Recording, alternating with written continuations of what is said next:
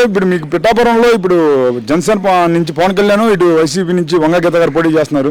ఎవరు గెలుస్తారు అనుకుంటున్నారు మీరు? వంగా గీత గారు గెలుస్తారు. ఎందుకని వంగా గీత గారు గెలుస్తారు? మంచి పని చేస్తుంది కాబట్టి అండి, మళ్ళీ ఆవిడ వస్తుంది అనుకుంటున్నామండి. మరి పవన్ కళ్యాణ్ సినిమా హీరో కదా? రియల్ హీరో కాదు కదండి, సినిమాకి మాత్రం హీరో. మాకైతే రియల్ హీరో జగన్, వంగా గీత గారు అంతే అండి. మరి ఇప్పుడు చూస్తే ఒక గీత గారిని ఓడిపిస్తామంటున్నారు. మొత్తం జబర్దస్త్ వాళ్ళు, సినిమా వాళ్ళు అందరూ వచ్చి ప్రచారం చేస్తున్నారు కదా పవన్ కళ్యాణ్ తరపున. అంతమంది వచ్చారండి. ఒక ఆవిడని ఓడించడానికి చాలా మందిని తీసుకొస్తున్నారండి. ఒక ఆవిడని ఓడించిన పెద్ద గొప్ప కాదండి, అంత జనం వచ్చి. ఓడిపోయినా లెక్క ఏమి ఉండదండి, ఎందుకంటే వాళ్ళ అమ్మ 100 కోళ్ళకి వస్తున్నారండి. ఇప్పుడు ఒకరితో నిలబడ్డది, ధైర్యంగా నిలబడ్డది, అది కాదండి గొప్పతనం. అంతేండి. మీ ఓటు ఎవరికి? జగన్ గారికి, వంగ గీత గారికి అండి. ఎందుకని ఇప్పుడు జగన్ గారికి మీ ఓటు? పేదవాళ్ళు అంటూ ఉండరు కదండి, అందుకనండి.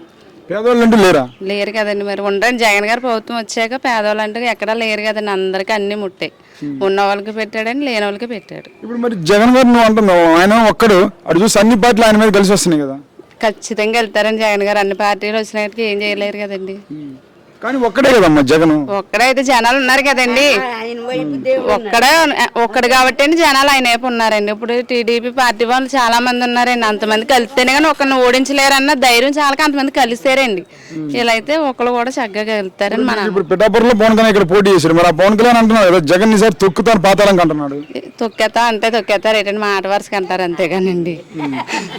కానీ ఏమో ఒకటి ఇప్పుడు జగన్ ఏమన్నా అంటే మీ ఇంట్లో ఇప్పుడు ఏదో ఒకటి మంచి జరిగితే నాకు ఓటు ఏంటి అంటున్నాడు. అలా ఎందుకని ఇప్పుడు ఏదైతే ఈ పార్టీలన్నీ చెప్పుకోలేకపోతున్నాయి ఆ మాట?